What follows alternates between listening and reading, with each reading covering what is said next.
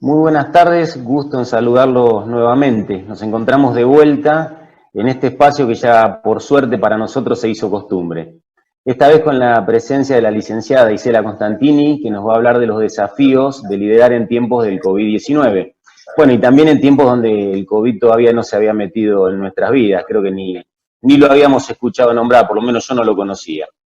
Hablábamos con Isela antes de empezar, que es una alegría que pueda estar con nosotros. La idea de poder compartir este tipo de experiencias tiene que ser enriquecedora. Muchas veces nos cerramos y nos perdemos en un día a día que es agobiante. Y es muy importante para nosotros como profesionales escuchar otros enfoques, otras ideas, y más ahora, todo lo que estamos viviendo. Normalmente pasamos más horas del día compartiendo la vida con personas que no elegimos que con nuestros familiares y amigos. Ahora también, pero de nuestras casas, y es todo un desafío esa vivencia.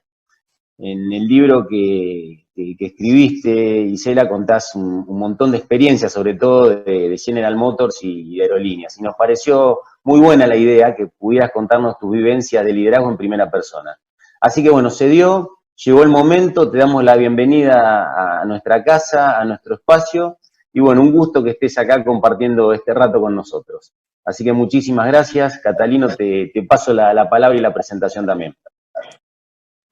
Muy bien, muchísimas gracias, muy buenas tardes. La verdad que es una alegría enorme reencontrarnos con el país entero, con todos nuestros colegas, con toda la comunidad de ciencias económicas. Es una alegría compartir un momento tan lindo con Isela, una mujer que ha recorrido una trayectoria que nos llena de orgullo porque demuestra la capacidad que tiene en contextos complejos, demuestra que lucha, que trabaja, y creemos que esta conferencia, esta charla, esta conversación que vamos a tener nos va a servir, ya que viene en primera persona a contarnos cómo siente, cómo piensa, cómo construye, cuáles son las barreras, cuáles son los desafíos.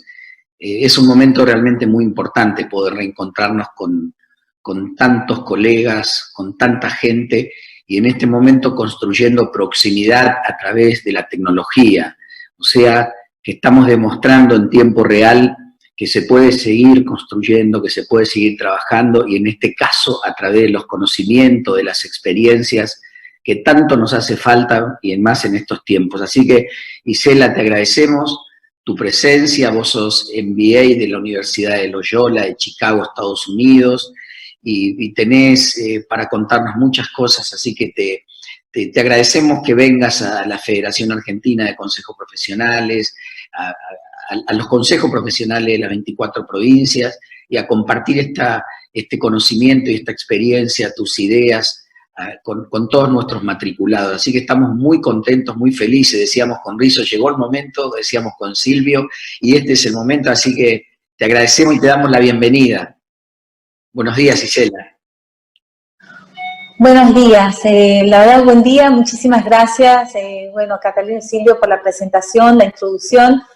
Catalino, de vuelta, un placer poder estar cerca de tu gente, porque la verdad esta es la segunda vez que tenemos la oportunidad de compartir un poco más sobre cómo uno ve la vida, cómo uno ve el liderazgo, porque al final yo digo que el liderazgo es parte de la vida porque al final lideramos personas y somos personas, con todos los errores y todas los atributos, las calificaciones y los desafíos que cada uno tiene. Así que bueno, voy a arrancar. Me presentaron un desafío de decir, bueno, hablar sobre liderazgo. Me pareció importante hablar un poco sobre liderazgo en los tiempos que estamos viviendo ahora. Más allá que si después en la parte de preguntas quieren hacer alguna pregunta especial de momentos de desafíos que tuve y viví con mi equipo en General Motors o en aerolíneas, pero quisiera centrarme un poco en lo que es algo que hoy nos está tomando mucho y a muchos nos ha tomado por sorpresa, que es el COVID, pero más en la perspectiva de cómo se lidera en tiempos de COVID.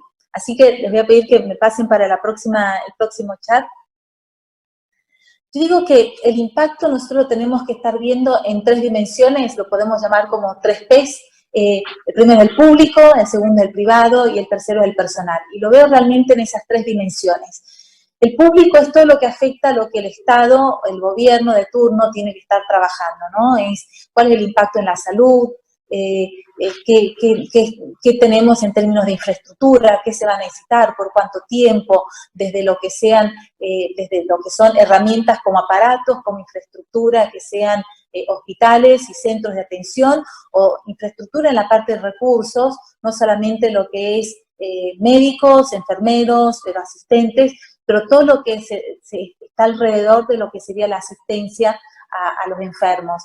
Después está la parte económica, que obviamente tiene que ver con el impacto más allá de la situación que la Argentina venía viviendo, pero hay una situación de restricción de la dinámica normal de la economía, y eso también tiene un impacto que desde el gobierno lo tienen que seguir manejando. Otro factor que tiene dentro del grupo público es el sistema educacional. Acá estamos en plena videoconferencia, que quizás no nos hubiéramos imaginado el alcance que tendría, por más que el interés de hacer educaciones virtuales, y tenemos varias universidades que ya venían trabajando con educaciones online, cursos online. Yo creo que mucha gente no se animaba todavía a conectarse vía online, mucha gente prefería todavía los cursos presenciales, y hoy ante esa imposibilidad de lo presencial, muchos nos tuvimos que reconvertir, y el sistema educacional ha tenido que reconvertirse y acelerar procesos de digitalización para asegurar que la educación, principalmente los chicos de primaria y secundaria, que son la base para poder llegar a desarrollarse en el mercado laboral, puedan seguir estudiando. El cuarto punto que yo veo dentro de lo que es el público, el gran impacto, es infraestructura. Creo que nunca estuvimos tan preocupados por el Wi-Fi. Cuando yo me mudé a mi casa, me acuerdo que lo primero que le dije a la persona que estaba manejando la obra, le dije, mira, lo más importante en mi casa no va a ser la ventana o la terminación del color de la pared, es el Wi-Fi. Porque yo tengo chicos que son millennials, y sé que lo primero que van a hacer es tratar de conectar el teléfono. Pero yo pensaba en mis hijos, no pensaba tanto en mí. Hoy pienso que si la tuviera que llamar a esta persona de vuelta, le diría, mira, yo necesito tener 7 personas conectadas al mismo tiempo con la mejor red de Wi-Fi, porque la demanda que estamos teniendo de Wi-Fi en los días de hoy es enorme. Google recientemente hizo una encuesta para ver cuáles eran las búsquedas más frecuentes en Brasil. Y la búsqueda más frecuente era cómo puedo mejorar mi conexión, mi conectividad, y cómo puedo mejorar mi Wi-Fi. La verdad que es una demanda muy grande desde lo individual, pero tiene que ver con parte de la infraestructura, desde lo público, que tiene que estar trabajando con lo privado. Si nos vamos al segundo escalón del impacto en lo privado, acá tenemos 2 grandes impactos principales. Uno es la actividad laboral, por así ponerlo, o la actividad más que laboral es lo que es el comercio, lo que es la industria, qué impacto tuvo toda esta parada, esta cuarentena. Muchas empresas que están tratando de reconvertirse, muchas empresas que todavía no saben cómo van a abrir, fábricas que quedaron cerradas, no tienen idea de en cuánto tiempo van a poder abrir, empresas pequeñas, soy una defensora de las pymes, que veo que muchas de ellas son empresas familiares y traen la carga emocional de estar viviendo recurrentemente crisis y decir, bueno, y ahora otra vez esta crisis, y mi abuelo ya la pasó, mi papá ya la pasó, y ahora a mí me toca pasarla de vuelta, abriré, no abriré. Y son a veces empresas, muchas de ellas, que no es como una fábrica que trabajan en 2, 3 turnos, que baja un tercer turno o un segundo turno y después lo vuelve a prender las luces para aumentar la producción. Acá son empresas, pueden ser comercios, que simplemente en el momento que cierran, difícilmente pueden volver a abrir. Entonces hay entre una dinámica de la angustia de una potencial muerte, desaparición, o una necesidad de transformación y todo lo que viene con esa transformación, el estrés y las emociones que uno trae con esa necesidad de transformación delante de una crisis, porque no es una transformación que viene planificada, sino que es una necesidad de un golpe de un día para el otro. El otro impacto en lo privado es la logística. Y acá es interesante porque en la logística uno siempre usaba camiones, ¿no? Camiones, aviones, y de repente hoy hablamos de una logística que se va a las dos ruedas. Por la cuarentena hemos tenido que reconvertirnos en logística, que hoy la preocupación es, ¿me podrá traer una impresora una persona una bicicleta? ¿Cabe? ¿Cuál es el tamaño de una caja de un Rappi? ¿Cuál es el tamaño de la caja de un Globo? ¿Cómo pueden hacer este transporte? O sea que mucho de la logística se empezó a repensar, es así como vemos Rappi, cómo creció tanto en una empresa que en algunos países estaba a punto de salir y de repente con este boom de esta conectividad forzosa vía cuarentena, cómo empezamos a repensar la logística. Y el tercer paso, el tercer punto de lo que yo veo del impacto, que no lo hablamos tanto, pero lo sufrimos todos los días, es el personal. Y es lo que es lo emocional y lo psicológico. Así que si vamos al próximo, yo quiero dedicarme más tiempo para hablar de lo que es el personal, emocional y psicológico, porque todo sale de ahí. O sea, yo no creo que un gobierno que se tiene que encargar del sistema de salud, de la economía, del sistema educacional, de la infraestructura, lo hagan robots, son personas, y quieran o no quieran, esas personas también están impactadas desde su personal. Un Alberto Fernández debe estar impactado de su personal, sea por el propio, sea por sus familiares, sea por la presión de sus amigos, o sea, cada uno realmente está viviendo ese drama, porque también nos empezamos a cuestionar muchísimas cosas. Yo ayer hablaba con una persona que trabaja conmigo, que tiene una madre que es muy activa, más de 80 años, todavía daba clases de filosofía, me dice, mira, en 2 meses mi mamá avejentó 4 años. Y la verdad es que el impacto que estamos teniendo con toda esta cuarentena, la falta de conectividad, personas de más edad que tenían un nivel de interacción que les permitía que el cerebro se movimentara un poco más, la agilidad física que permitía que los movimientos siguieran ágiles o un poco más menos derrumbrados, chicos que dejan de tener contacto social en plena etapa de socialización, chicos que deberían estar ya pensando en cómo integrarse dentro de su universidad y no lo pueden hacer, chicos y adultos que empiezan a tener un impacto físico, sea porque empiezan a engordar o sea porque empiezan a cambiar los conceptos de autoestima, o hay un impacto más grande de la autoestima. Así que si vamos al próximo, les voy a hablar un poco sobre algo básico para mí, que son las necesidades basadas en la pirámide de Maslow.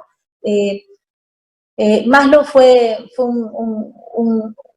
un sociólogo, la verdad, un psicólogo ya de hace muchos años, que armó una pirámide basada en las necesidades humanas. Categorizó prácticamente en 5 niveles, desde lo que es funcional, como lo básico, mínimo necesario, hasta lo más arriba, que sería lo relacionado con lo social o lo aspiracional. Nosotros no podemos dejar de entendernos como personas y entender el impacto que el COVID tiene en nosotros sin mirarnos hacia adentro desde nuestra base.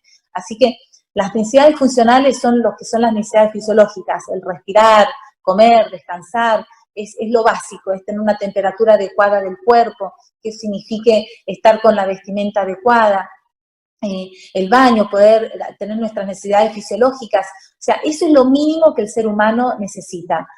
Cuando uno tiene esas necesidades cubiertas, podemos empezar a pasar al segundo nivel de necesidades, que son las necesidades de seguridad.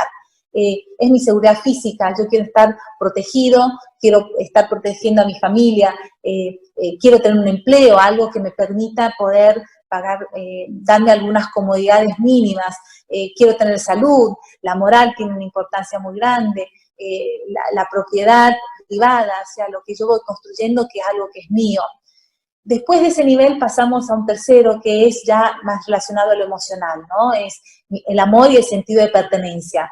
Una vez que yo cubrí las dos necesidades básicas, yo ahora quiero ser parte de algo, quiero ser parte de un grupo. Entonces necesito mi amistad, necesito afectos, necesito una familia, necesito conectarme con la gente.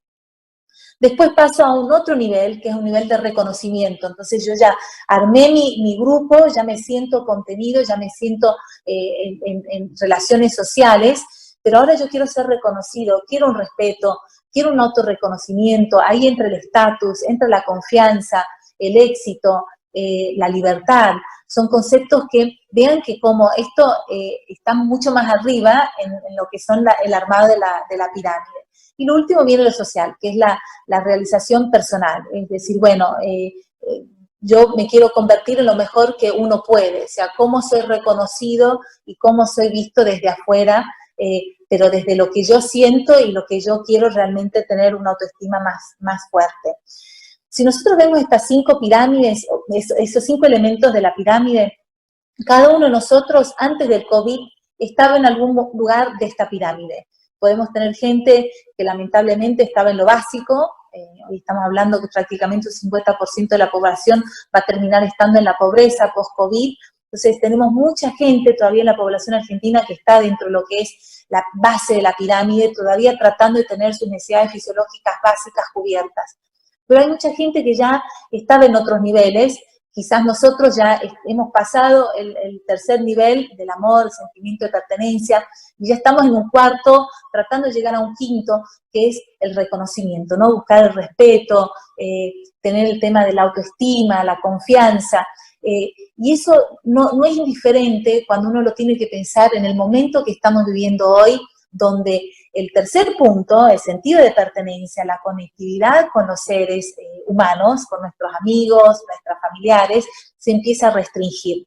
Eso significa que lo que uno va avanzando y lo que uno fue construyendo para poder ir creciendo en esa pirámide, de repente está afectado. Y está afectado porque no podemos, es algo que no depende más de nosotros, pero es algo que vino desde afuera y se nos cortó. Esto tiene un impacto muy grande en nosotros, porque imagínense que una persona de 50, 60 años, que trabajó toda su vida y arrancó desde cero y empezó a construir su espacio para poder ir creciendo a medida que va aumentando su poder adquisitivo o a medida que va aumentando sus relaciones personales, de poder ir encontrando ese espacio para el reconocimiento, que de repente hoy no lo pueda lograr. Eso tiene un impacto muy grande. Bain, si vamos a la próxima, al próximo chart, Bain & Company es una consultora americana, tiene varias subsidiarias en todo el mundo, pero hicieron este estudio de la pirámide de Maslow, más ayornada a lo que es la realidad, y lo puso realmente en lo que es funcional, emocional, aspiracional y social. Entonces, dentro de lo funcional, para darles algunos ejemplos, tiene lo que es sentirse seguro, lo que es el ahorrar el tiempo, el sentirse de alguna forma protegido, de lo que es lo mínimo que uno necesita tener, un esfuerzo que no debería ser un esfuerzo muy grande. Después pasa lo emocional, que entran varios factores como divertirse, estar de cierta forma teniendo acceso a algunas cosas. Esta pirámide, cuando hicieron el estudio recientemente sobre el impacto del COVID, si vamos a la próxima, vemos prácticamente tres grupos, tres elementos que aparecen muy fuerte. Uno es el sentirse en la conectividad o afiliado, ¿no? Es las 3 personitas de arriba, ¿no? Cómo esa asociación está atado, cómo esto impacta mi vida, ¿no? O sea, ¿qué es lo que el COVID termina haciendo con que me impacte? Y desde los sociales me impacta porque yo ahora ya no puedo convivir con el grupo que yo convivía, sea por un ambiente laboral, sea por un ambiente social, y en las diferentes edades, y eso es algo que nos está constantemente preocupando y pensando, o sea, ¿qué va a pasar de mi vida con todo esto? ¿Cómo van a ser mis relaciones personales con todo esto? Gente que de repente está en una situación en la casa donde no se lleva bien con su familia, empiezan a encontrar más conflictos y atritos personales, sean de parejas o entre hijos, al principio de la cuarentena veíamos muchos chistes que venían al comienzo, que era, uy, encontré a una mujer que le tenía al lado y me di cuenta que es una buena mina, es mi mujer y no me había dado cuenta. O la mujer que decía, estoy cansada de seguir acompañando a esta persona que dice que es mi hombre. Pero estos chistes realmente reflejan lo que fue el comienzo de la cuarentena, que es reencontrarnos en un grupo mucho más pequeño, que es la célula familiar. Entonces, ¿cómo esto impacta mi vida? Es cómo impacta mi vida desde lo mío, desde mi convivio, de la célula que yo armé, mi familia, con la célula que yo había armado, que es esta burbuja un poco más grande, que es mis amigos, los cuales no puedo tener contacto físico, los puedo hablar personalmente, no puedo hablar personalmente, y de qué forma esto impacta mi conexión con el mundo y con mi conexión en el trabajo. Si vamos un nivel abajo, está lo que es la seguridad, el emocional, que tiene un peso muy fuerte, es uno de los valores más fuertes que surge, y tiene que ver con cómo bajo la ansiedad, ¿no? ¿Cómo hago para reducir esta ansiedad de todo este momento que estamos viviendo? ¿Cómo hago para poder seguir llevando esta situación que no sabemos cuánto tiempo va a durar? Porque no es que es un resfrío que uno dice, bueno, yo sé que mis resfríos duran prácticamente 7 días, 10 días. Acá es algo que nosotros no tenemos el control y no sabemos cuánto tiempo realmente puede durar todo esto. Tenemos referencias de otros países, pero la realidad de lo que los otros países hicieron comparado con la Argentina es diferente. Entonces, nuestra referencia para poder bajar esa ansiedad es mucho más débil.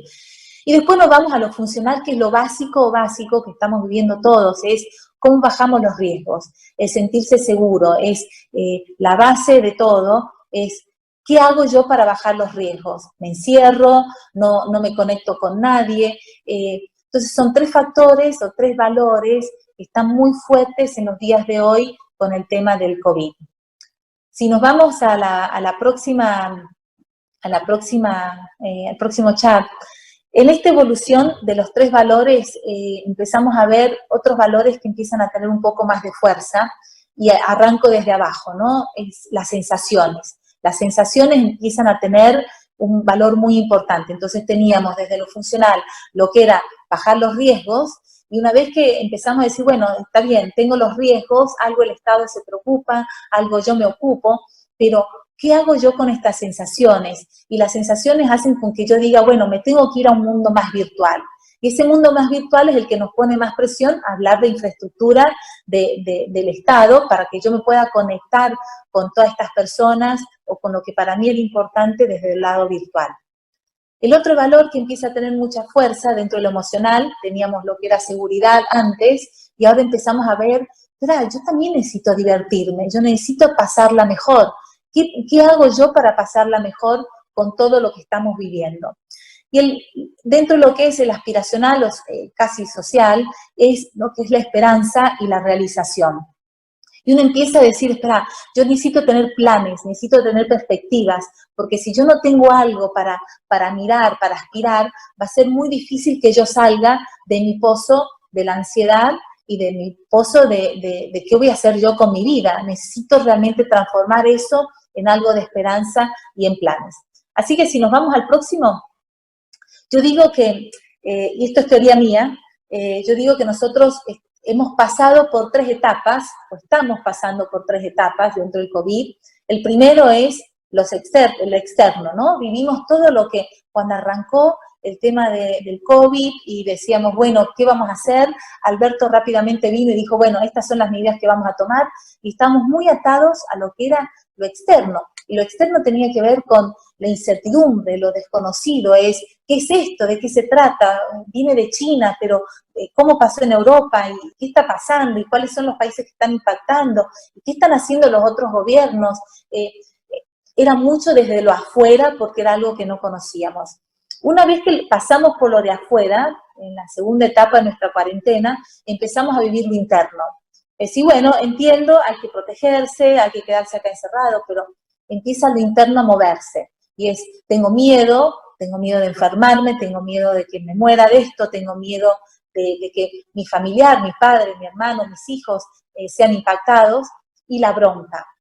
esta bronca de decir, ¿por qué me tengo que quedar encerrado? No puedo estar acá adentro, no me llevo bien con mi familia, o necesito estar afuera y conectarme con las personas, necesito mi trabajo de vuelta, la bronca porque lo que yo estoy sintiendo no me permite seguir llevando mi vida.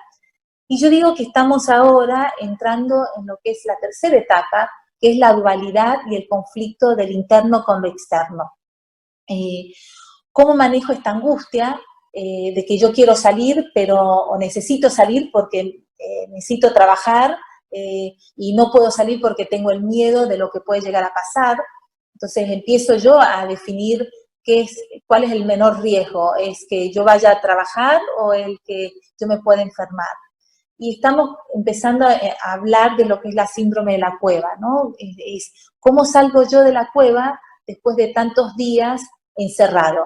Es el miedo a la luz, y metafóricamente, ¿no? O sea, ¿qué me va a pasar cuando yo ponga el pie afuera? Todavía sé cruzar la calle, todavía sé manejar, ¿cómo va a ser si me encuentro con un amigo no lo puedo saludar? ¿Qué frialdad nos vamos a encontrar? Pero tengo miedo, tengo el deseo de ir y de no ir. Y lo que está plasmado en todos esos momentos es la ansiedad. Estamos viviendo momentos de mucha, pero mucha ansiedad desde que arrancó todo este proceso del COVID. Así que si vamos al próximo, y acá arranco un poco a hablar de liderazgo para tratar de asociar un poco lo que estamos sintiendo, que no lo podemos disasociar de las personas que tenemos en ambientes laborales, en ambientes de relaciones donde hay un liderazgo, porque no nos podemos disasociar. Estas personas, sea un líder, son líderes, o si líderes entendiendo que ustedes manejan gente, o si tienen que trabajar con alguien o con pares, no podemos ignorar el hecho de que cada uno está viviendo esta cuarentena de una forma diferente. Y no es solamente la cuarentena, pero está viviendo todo este proceso del COVID de forma diferente. A algunos los ha afectado más en lo personal, otros los ha afectado más en lo económico, otros nos han afectado a los dos, pero lo que sí está claro es que no somos los mismos y no estamos reaccionando y no vamos a reaccionar a los estímulos de la misma forma. Algunos de los cambios que estamos viendo en general. La digitalización, queda claro, yo creo que nunca nadie estuvo tan conectado a lo que es la conectividad digital, no solamente lo que se profundizó, pero también se aumentó, se expandió. O sea, hoy vemos digitalización en rubros que no los veíamos antes. Hay un aumento de confianza, antes desconfiábamos más de cursos online, de hacer llamadas por teléfono o de participar de videoconferencias. Hoy estamos mucho más confiantes, creemos más en estas plataformas y estamos consolidando más las plataformas de streaming, como la que estamos viviendo ahora. Cada vez se transforma más la información en dividirla en diferentes formatos, sea en podcast, sea en videoconferencias compartidas por Zoom, por Google Meet. O sea, hay una variedad enorme de poder compartir información.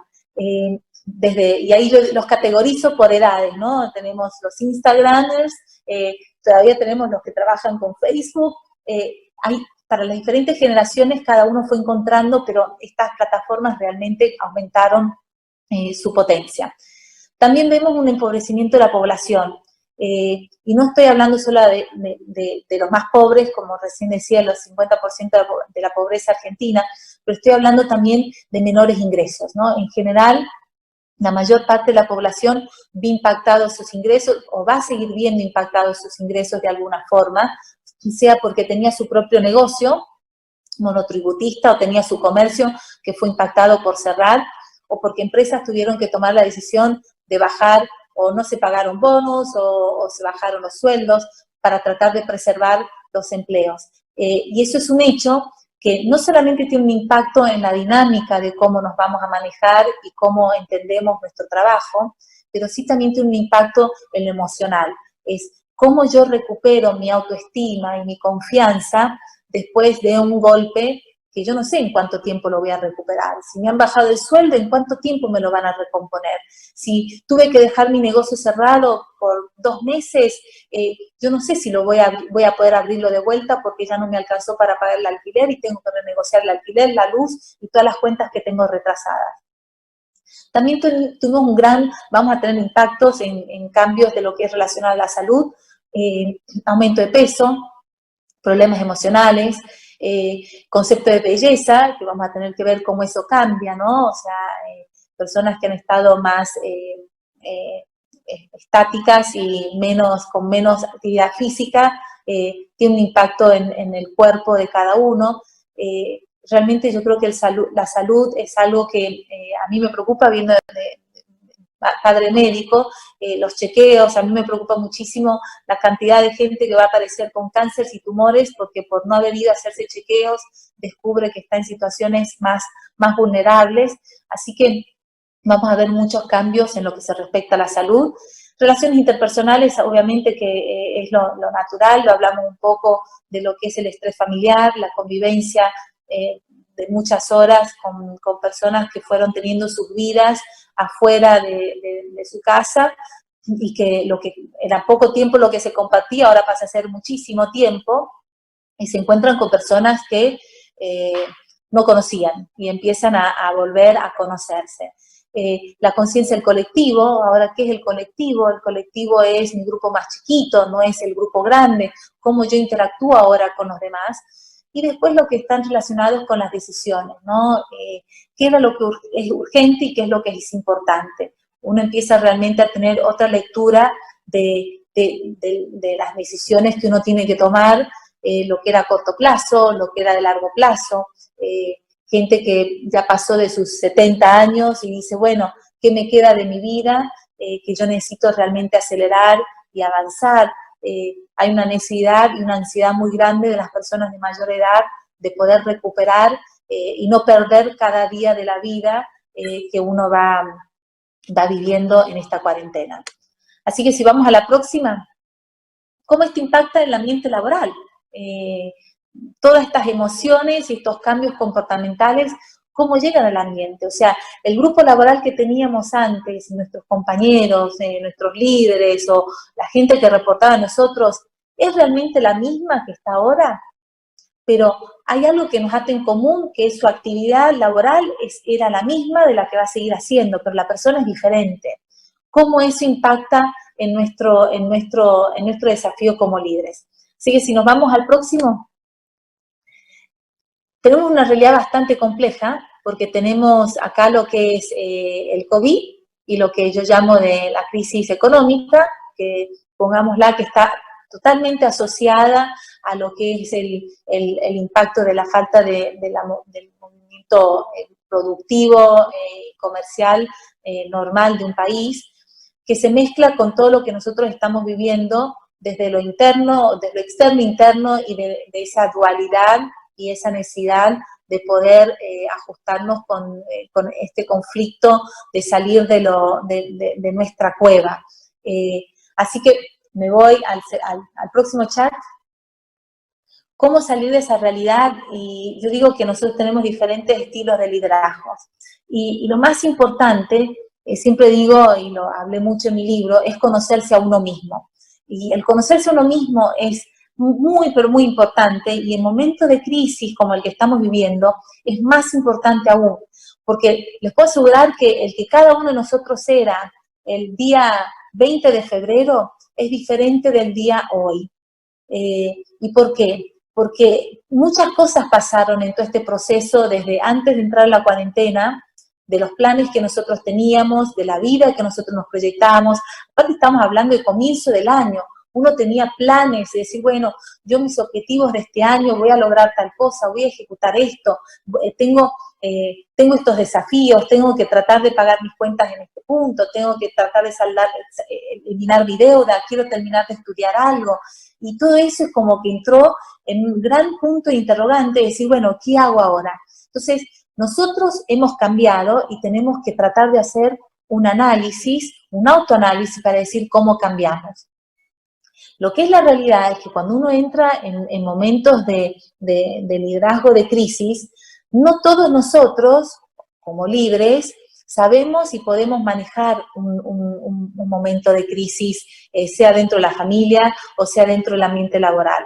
Y uno tiene que tener esa conciencia y tiene que ser honesto con uno mismo, porque lo peor que uno puede hacer es decir, yo voy a tomar el liderazgo y voy a manejar esto, cuando yo no tengo la personalidad o no tengo la fortaleza emocional, o porque estoy viviendo un momento, de repente tengo la capacidad, pero estoy viviendo un momento muy difícil, que me pegó de alguna forma, que yo no voy a tener condiciones de poder llevar adelante lo que hay que hacer en este momento de crisis.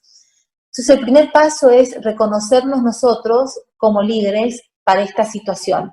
Y no hay ningún problema que nosotros podamos en este reconocimiento decir, ¿saben qué? Yo no tengo capacidad de mover todo esto, pero yo me voy a respaldar en esta persona para que me ayude a hacer esto, o me voy a respaldar en esta otra persona. Y eso funciona también en nuestra célula familiar. Muchas veces nosotros tendríamos la persona fuerte en la familia, que era la que manejaba todo, pero de repente en este momento de crisis, esta persona se quebró y tiene que pedir ayuda o respaldarse en otras personas que lo puedan llevar. En las empresas pasa lo mismo, o sea, nosotros tenemos que tener la conciencia de que hay líderes que ayudan a empresas a armarse, startups, hay empresas que pueden, líderes que son muy buenos para hacer crecer el negocio, y hay otros líderes que son muy buenos para mirar y manejar en mares bastante movidos y turbulentos, como el que tenemos en la foto. Así que si nos vamos al próximo, yo digo que en momentos de crisis, lo primero que hay que hacer es realmente mirar a lo que es clave y crítico. Y la primera pregunta que en estos momentos de crisis hay que hacer es, ¿cómo continuamos la actividad? ¿Se puede continuar? ¿Qué se continúa de nuestra actividad? ¿Cuántos pueden continuar esta actividad y cómo lo vamos a continuar? ¿Cuántas personas necesitamos para manejar esta actividad, la actividad para que siga? ¿Cómo la vamos a manejar? CIPEC hace poco hizo un estudio sobre el teletrabajo, y que 50% de las empresas lograron entrar en el teletrabajo y otras 50 no lograron entrar. Dentro de las 50 que no lograron entrar, hay diferentes, obviamente, industrias que no pudieron entrar, pero hay muchas que podrían haber entrado, pero no pudieron movimentarse y organizarse para poder realmente entrar en el formato de teletrabajo. Y eso empieza a abrir una brecha muy grande, porque los que pudieron vivir y trabajar a la distancia, empezaron a ser los primeros, nosotros mismos, nuestros conejitos de India, tratando de ver qué funciona, qué es lo que no funciona, si no funcionó, tratemos de otra forma. Y esa prueba y error es crítica para poder ver cómo va la supervivencia de estas empresas en la época esta de crisis que estamos viviendo. Entonces, lo primero que hay que hacer en este momento, y era lo que había que hacer, es cómo dar continuidad a mi negocio, de qué forma lo puedo hacer. Yo tengo una amiga que tiene un negocio de ropa chico en Martínez, y lo primero que le dije es, tenés que empezar a vender online, pero tenés que empezar a vender cosas que puedan demandar la necesidad de quién va a comprar ropa. O sea, compraremos pijamas, compraremos ropa de joggings para estar en la casa, pero esa necesidad de tratar de decir, bueno, ¿cómo continúa mi actividad? ¿En qué formato? Para asegurar que yo puedo dejarla viva por más tiempo. El segundo punto que yo digo que es clave en las empresas en este momento de crisis es mirar el flujo de caja. Yo digo que yo tengo una cabeza que está formada en dos opuestos, tengo los pros y cons de cualquier decisión que tengo que tomar, pero también tengo gastos e ingresos. O sea, para mí toda empresa es una cajita de gastos y una cajita de ingresos. Tenemos que mirar el flujo de caja. Sin la caja diaria, difícilmente vamos a poder seguir nuestro trabajo el día siguiente o nuestra actividad el día siguiente. Así que es clave empezar a mirar cómo reduzco los gastos, cómo puedo asegurarme de que algunos ingresos puedan entrar para poder pagar los gastos mínimos que tengo para mantener viva la operación. Y el tercer punto es la reconversión, es la pregunta que es, ¿cómo me reconvierto? ¿No? El ejemplo de mi amiga que yo le decía, tenés que vender online, empezar a vender barbijos con las telas que hagan matching y combinación con la ropa que vendés, pero algo pensando en cómo me reconvierto, sea por este momento que estamos viviendo, y que después que pase todo esto, puede ser que siga esta reconversión, o que pueda ser que fue solamente un puente para poder llegar a la etapa que se viene. En un segundo escalón, que digo que es lo segundo de lo primero, sería lo que es el teletrabajo, ¿no? Es cómo armo la estructura, qué busco de eficiencia, cómo mido la eficiencia, cómo mido la productividad de la gente, el hogar. Nos tenemos que acordar de que antes teníamos una preocupación con el ambiente laboral, si estaba limpio, si la postura de sentarse delante de la computadora era adecuada, no nos iba a dar ninguna tendinitis de ningún tipo, cómo eran los momentos de circulación y conexión con la gente. Bueno, ahora es diferente, tenemos que pensar qué horarios hace la gente, ¿no? Uno dice que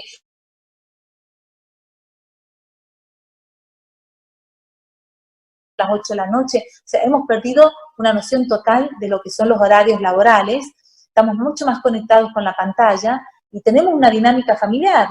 A veces uno está en una conexión y salta un grito atrás, o alguien que entra y aparece por detrás de la pantalla. Tenemos que entender que hoy el hogar pasa a ser un ambiente laboral que también tiene un impacto en nuestra devolución y en nuestro día a día del trabajo.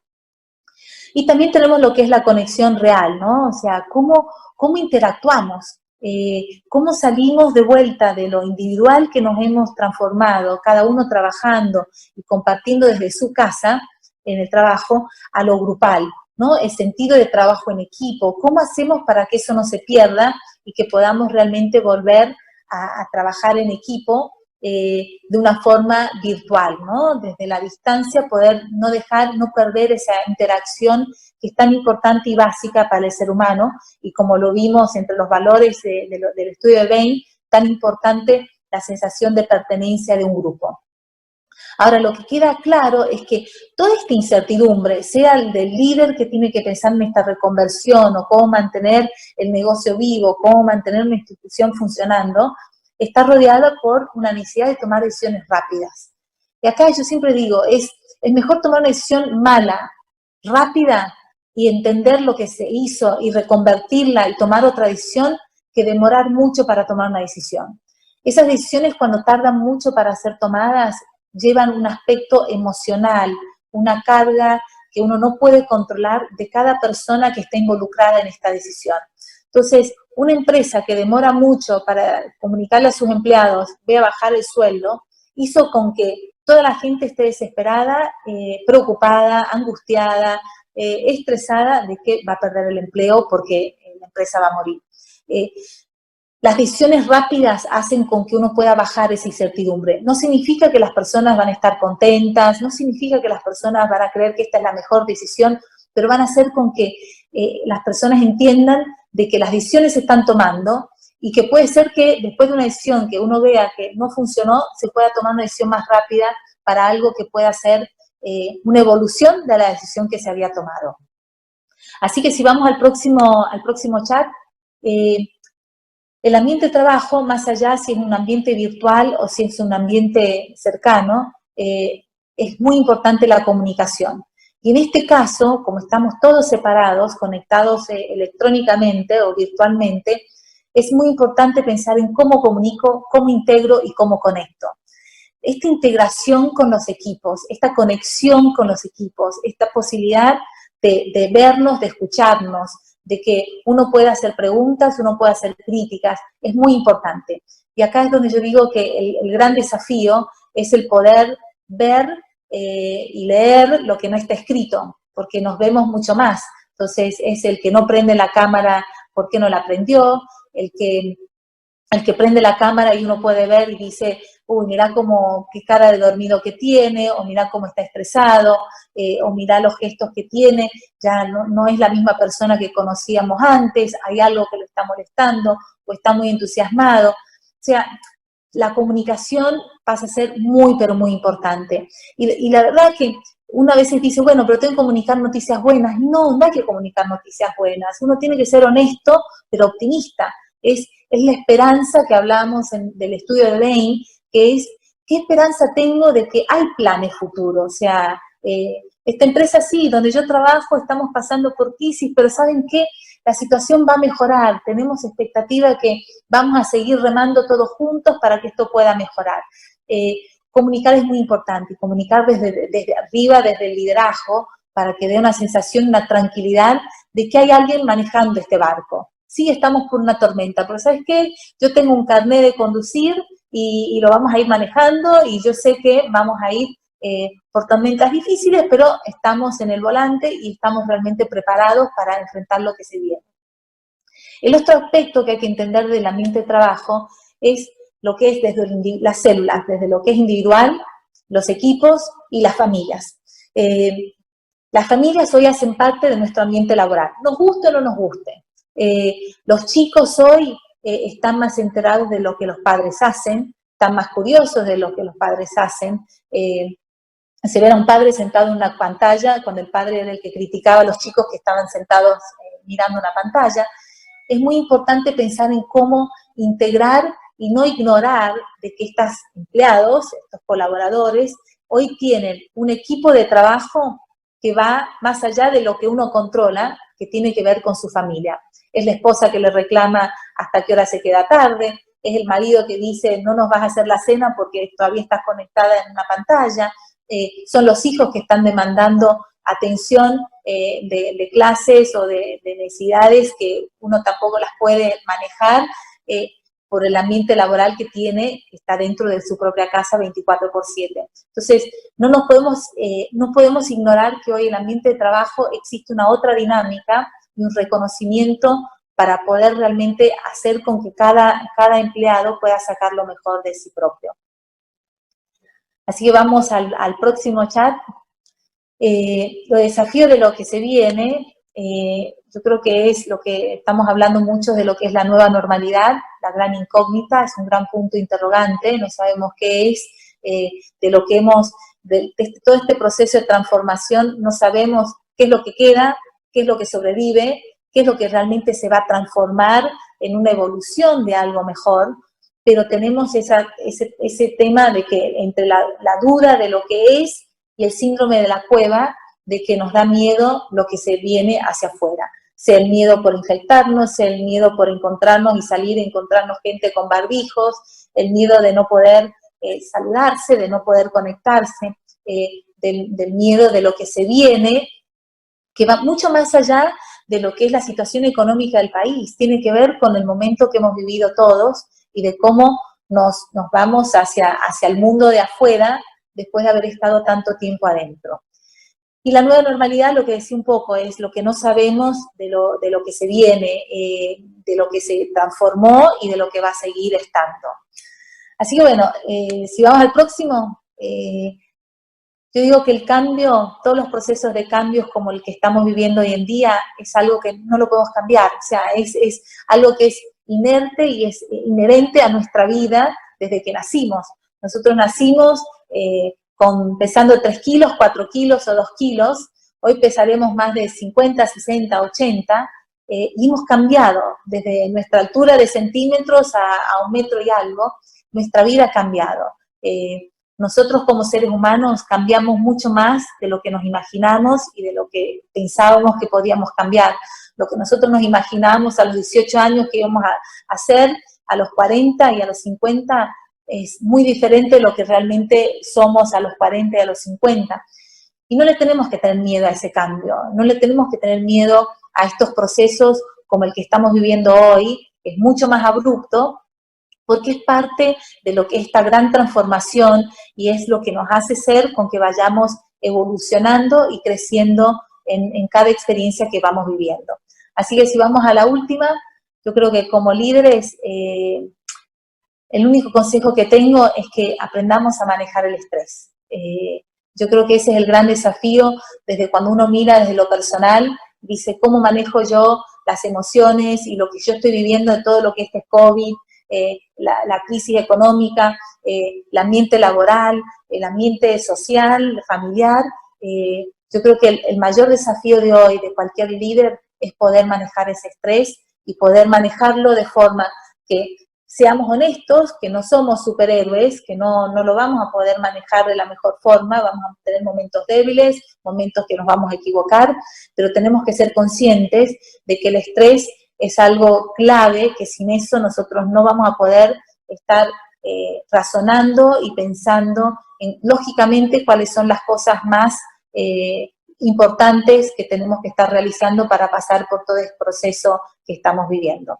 Así que, bueno, con eso los dejo. Muchísimas gracias por la oportunidad de compartir estos pensamientos con ustedes. Bueno, Isela, muchísimas gracias. La verdad que un gusto enorme poder escucharte, bueno, y ahora poder intercambiar algunas ideas con vos, ¿no? Porque me quedaron varias cosas de las que dijiste, ¿no? Entre ellas el tema del estilo de liderazgo, que yo sé que vos opinás que no hay un estilo de liderazgo ni masculino ni femenino, o sea, vos creés en una forma de liderar, ¿no? Entonces, bueno, como para que nos cuentes un poco cómo fue durante todas tus experiencias, ¿no? La de General Motors, la de aerolíneas, cómo pudiste liderarlo, cómo hiciste que el estrés se convierta en crecimiento y no en enfermedad, y como decís vos, que hacés del limón limonada, ¿no? O sea, esas cosas que por ahí son experiencias lindas como para poder escucharlas. Bueno, sí, puede estar 3 horas hablando sobre este tema, porque la verdad yo creo que uno aprendió y sigue aprendiendo, y la vida es la que nos da la oportunidad de ir aprendiendo. Yo creo que nosotros tenemos primero que ser conscientes, un poco lo que yo hablaba del conocerse a uno mismo. Si uno no se conoce, uno no conoce sus debilidades y sus fortalezas. En una época en General Motors, durante muchos años, nosotros mirábamos, era un autor, que en realidad son 2 autores que armaron un libro que se llama Lominger, donde teníamos más de 60 competencias, donde nos evaluábamos para entender cuáles eran las 2 más fuertes y las 2 que teníamos que seguir desarrollando. Y el leer ese libro, o sea, me hizo entender muchísimo y tratar de entenderme un poco más. ¿Quién era yo? ¿Cuáles eran mis puntos fuertes? ¿Cuáles eran los puntos débiles? ¿Cuáles eran las cosas que yo necesitaba seguir trabajando? Y después de un tiempo, General Motors cambió, se fue para un consultor, Zenger, que trabajaba con otro consultor que se llama Folkman, y desarrollaron, en vez de 60 y pico de competencias, eran 10 competencias, donde el foco era no en lo que vos tenías que desarrollarte, pero en las 2 cosas que vos eras más fuerte, y fortalecer esas 2 características. Y yo me acuerdo cuando me junté con Zenger, en la capacitación que hicimos en General Motors, lo fui a cuestionar y le digo, mira, Zenger, me parece fantástico que uno tenga que mirar sus fortalezas, pero yo creo que como líderes uno tiene que entender qué es lo que es importante para poder mover las montañas, poder mover y traer al equipo para que se pueda mover. Entonces le dije, yo en el ejercicio que me estás proponiendo, yo lo que voy a hacer es, voy a agarrar las 2 más fuertes, pero yo quiero agarrar una que no era la más fuerte para mí, era la tercera, y yo quiero agarrar esta tercera y trabajarla, que era motivar a los demás. Porque si yo logro estas 2 primeras que yo tengo, más motivar a los demás, el motivar a los demás, yo voy a hacer una combinación de liderazgo que es muy potente, porque voy a poder realmente mover la gente para que pueda hacer las cosas. Y me dijo, ¿de dónde saliste? Me dice, digo, y bueno, o sea, yo creo que uno tiene que pensar en sus habilidades y características para decir cómo yo puedo ser más eficiente y más efectivo. Y eso tiene que ver con conocerse uno mismo, pero también conocer a la organización a donde uno está. O sea, yo creo que cada empresa o cada institución tiene una cultura, tiene una forma de gobernanza, y uno tiene que entender si su estilo de liderazgo es el adecuado o no para esa empresa.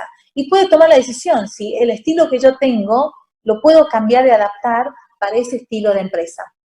Hoy yo trabajo en una empresa familiar, es muy diferente del estilo de lo que yo trabajé en una empresa del sector privado como General Motors, o del sector estatal como era el de aerolíneas, y ahora estoy en una empresa familiar. Y la dinámica de manejar una empresa familiar es muy diferente de las otras 2 estilos de empresas que trabajé.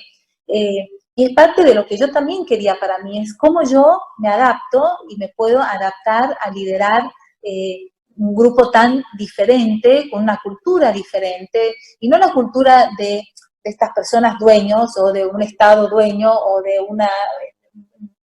un board dueño, sino de cómo es un estilo de manejo de una empresa familiar. Así que yo creo que el conocerse uno mismo y entender cuáles son sus puntos fuertes que tiene que seguir fortaleciendo y destacando, pero también entender cuáles son los puntos débiles es muy, muy importante. El otro aspecto es el trabajo en equipo.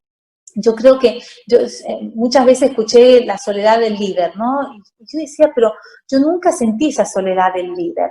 Y no lo sentí porque no me parece que el líder trabaja solo. Yo creo que el líder está siempre trabajando en grupo.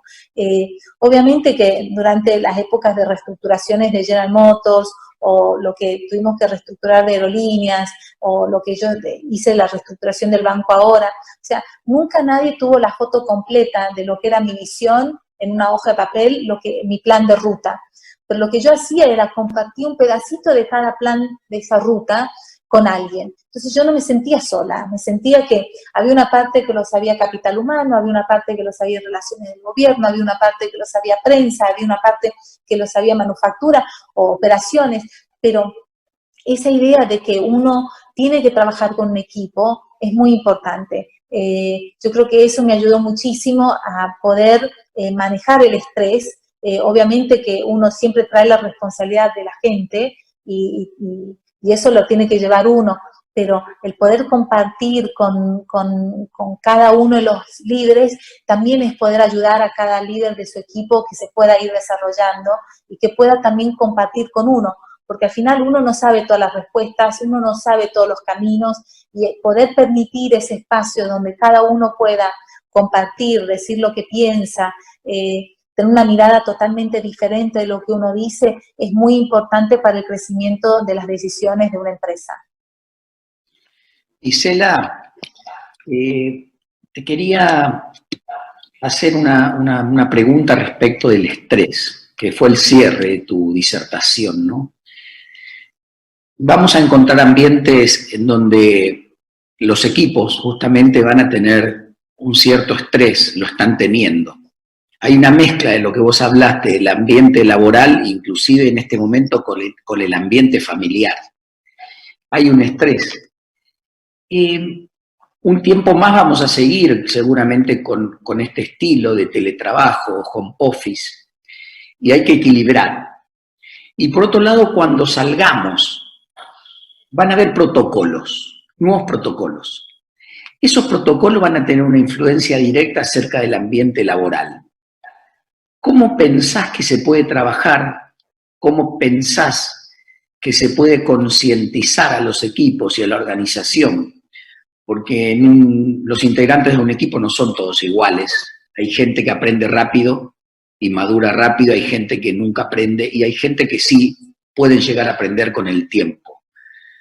Con tus pensamientos, ¿qué recomendaciones nos podrías dar para poder liderar en tiempos de crisis y construir ambientes laborales positivos?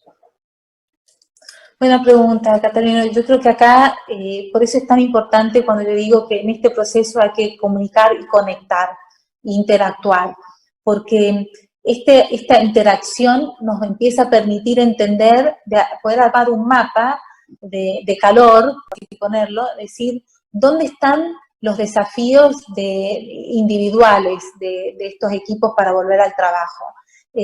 Uno tiene que entender que acá van a haber dos tipos de personas, los voy a separar.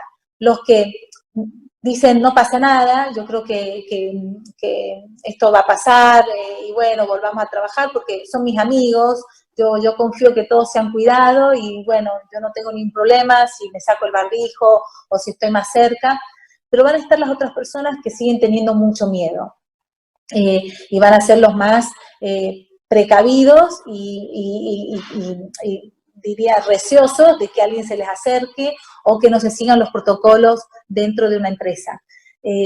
Nosotros vamos a tener que ir por los que tienen miedo. O sea, el protocolo tiene que ser armado por los que tienen mayor preocupación.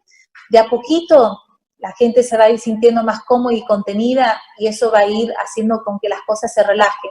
Pero vamos a tener todavía personas que viven con personas más viejas y tienen miedo de llevar el contagio del virus a sus casas. Entonces, yo creo que tenemos que ser conscientes de tratar de entender de cada célula de trabajo, de cada grupo de trabajo, cómo está armado, quiénes son los que tienen más miedo, quiénes son los que están más relajados, y ayudar a contener ese miedo y evitar con que el miedo genere la parálisis, ¿no? Porque acá el gran tema que tenemos es que todo proceso de cambio puede generar una parálisis, el miedo genera parálisis, y lo que nosotros tenemos que hacer es evitar que se genere parálisis, que las personas puedan volver de a poquito a ir acostumbrándose, a sentirse más confortables. Es como cuando uno se fractura una pierna y se queda un mes sin poner la pata en el piso y después en un momento tenés que decir, bueno, ahora la tenés que empezar a apoyar y vamos a tener que ir con calma, es decir, hay que respetar. Va a haber gente que va a estar dispuesta a salir corriendo, pero hay gente que necesita más tiempo. Entonces, yo creo que hay que respetar muchísimo lo individual, generar realmente los protocolos para que la gente se sienta contenida,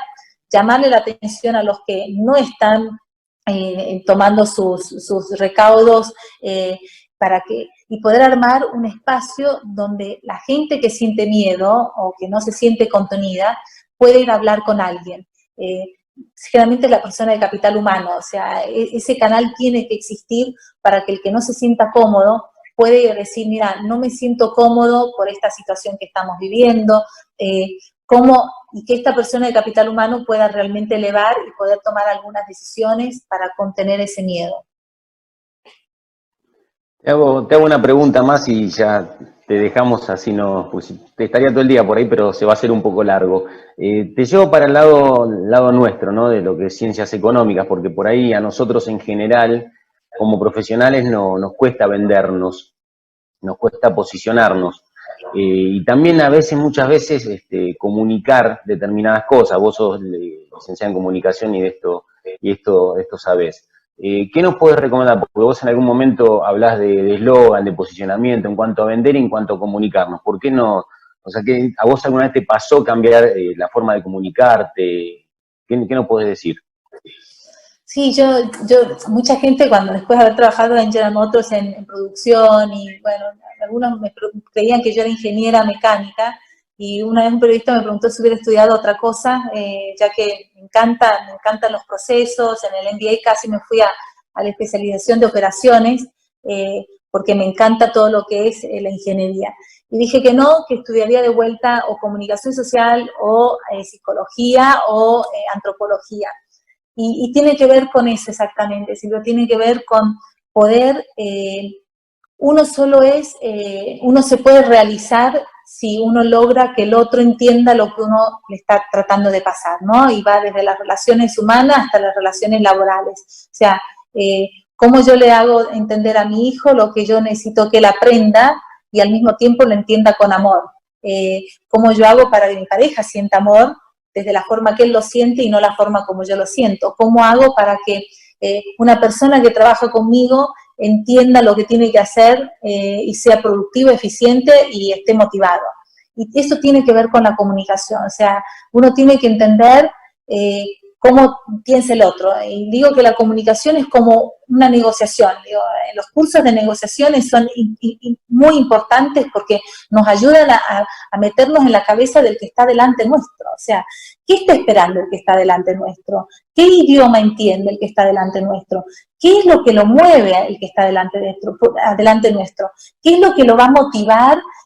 Sean las palabras, el formato del mensaje, sea. Entonces, yo creo que a veces uno se pierde en el objetivo, ¿no? Dice, bueno, pero ¿qué quiero yo que la otra persona entienda? No es que quiero yo comunicar.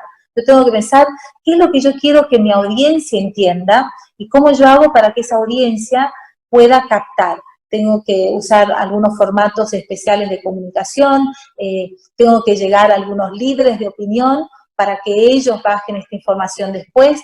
Entonces, yo lo que armaría, Silvia, es un plan diciendo, bueno, ¿quiénes son las personas que me van a ayudar a diseminar este mensaje?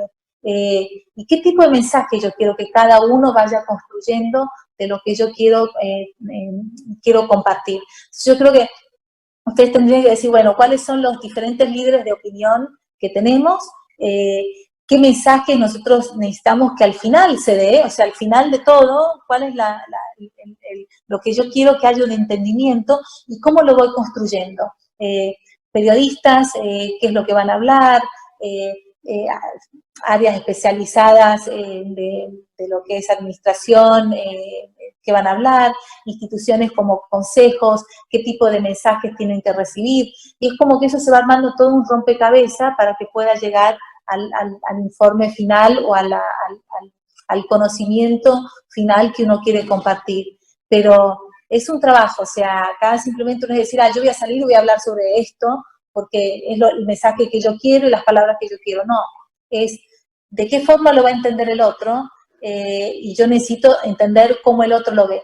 Entonces, muchas veces lo que ayuda es llamar a las personas que son influenciadores o que son líderes de opinión o que entienden el idioma, y decir, bueno, yo quiero pasarles este mensaje. ¿Cómo puedo hacer para que ustedes lo entiendan mejor? ¿Qué idioma lo puedo decir? ¿En qué formato puedo llegar?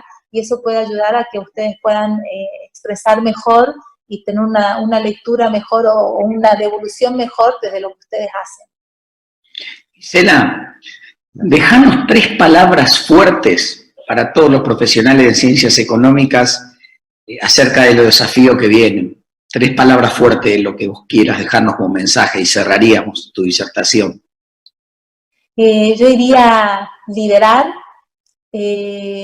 personas, todos somos personas, y el tercero sería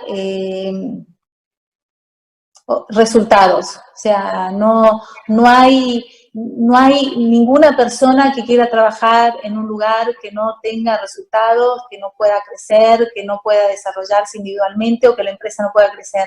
Así que diría que esas son las 3 palabras: liderar, personas y resultados.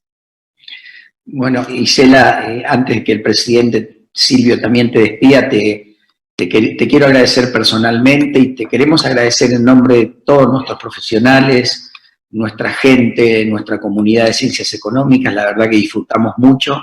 Te vamos a volver a invitar para que puedas en algún momento, ojalá pronto y tal vez el año que viene, a un congreso nacional que estábamos haciendo, que yo te había mencionado alguna vez en Córdoba, en donde van a participar miles de matriculados que después de escucharte seguramente te van a estar esperando, así que esperemos coordinar agenda para que nos acompañes en esa época, porque vas a ser una de nuestras invitadas. Muchísimas gracias, Catalino, un placer y un honor. Bueno, y yo también te saludo, te agradezco en nombre propio y en nombre de todos los matriculados que los consejos tenemos. Realmente fue muy lindo, muy productivo poder tenerte e intercambiar, escucharte e intercambiar algunas consultas y preguntas con vos. Así que bueno, ojalá pronto podamos volver a tenerte entre nosotros. Muchísimas gracias por haber estado. No, gracias a vos, Silvio. Gracias a todo el equipo que nos ayudó con la transmisión. Gracias, una alegría. Gracias, hasta luego. Te mandamos un abrazo virtual. Saludos, chao, gracias. Saludos, hasta luego. Chao, chao. Hasta luego, gracias.